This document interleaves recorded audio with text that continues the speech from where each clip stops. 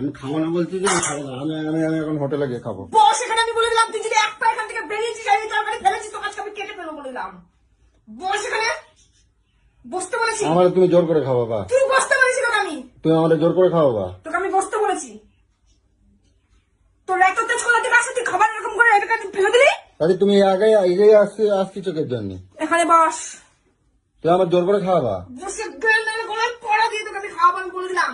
দিন দিন তুই বহুত বার বেড়ে যাচ্ছিস, বহুত বার বেড়ে যাচ্ছিস তুই।